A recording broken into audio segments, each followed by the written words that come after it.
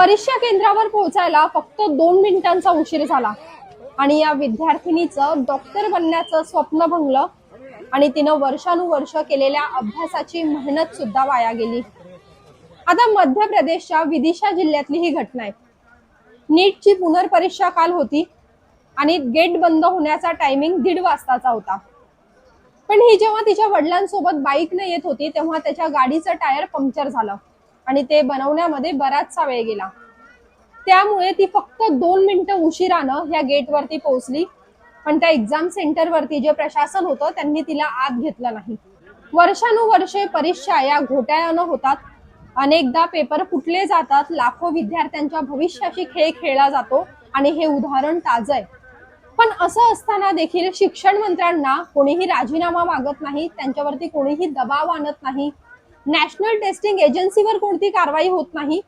मात्र फक्त 2 मिनिटं उशिरा पोहोचली म्हणून या विद्यार्थिनीचं स्वप्न भंगलं। आपल्या देशाची शिक्षण व्यवस्था पाहना किती उत्तम प्रकारे आत्मनिर्भर होत चालली आहे। जे श्रीमंत आहे, ज्यांच्याकडे गलेलठ्ठ मोठा पगार आहे, त्यांची मुलं परदेशामध्ये मोठ्या मोठ्या युनिव्हर्सिटीज मध्ये शिकतात आणि जे गोरगरीब विद्यार्थी आहेत, ज्यांचे आई वडील काबाड कष्ट करून त्यांना शिकवतात, त्यांच्या स्वप्नांसोबत कसा खेळ खेळला जातोय पहा। जर केंद्रीय शिक्षण मंत्र्याचा राजीनामा घेतला जात नाही, एनटीए वरती कोणती कारवाई होत नाही, मग फक्त 2 मिनिटं उशिरा आले म्हणून ह्या मुलीला का बाहेर ठेवण्यात आलं? तिच्या वडिलांचा जीव किती जळतोय पहा। की मुलीला 2 मिनिटांमुळे तिचं स्वप्न भंगलंय, ते शाळेचा गेट तोडायला निघाले होते। आणि फक्त हे एकाच विद्यार्थिनी सोबत झालं नाहीये। त्या दुसऱ्या व्हिडिओमध्ये ही आई त्या मुलीला आतमध्ये सोडा म्हणून त्या पोलिसांच्या पाया पडते। या विद्यार्थिनींचे अश्रू पहा। जर पहिली परीक्षा नीट घेतली गेली असती, त्यामध्ये पेपर फुटी झाली नसती, घोटाळा झाला नसता, लाखोंचे गैरव्यवहार झाले नसते, तर कदाचित ह्या मुलींवरती ही वेळ आली नसती।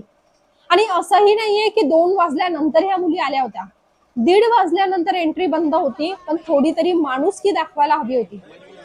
वेळेचं भान प्रत्येकाने ठेवायला हवंच, पण ह्या विद्यार्थिनी आहेत आणि कोणीही उशीर मुद्दाम करत नाही, त्यामुळे त्यांना एक चान्स देणं त्या शाळा प्रशासनाला, त्या सेंटरवरती असणाऱ्या अधिकाऱ्यांना क्रमप्राप्त होतं, पण त्यांनी ते केलं नाही।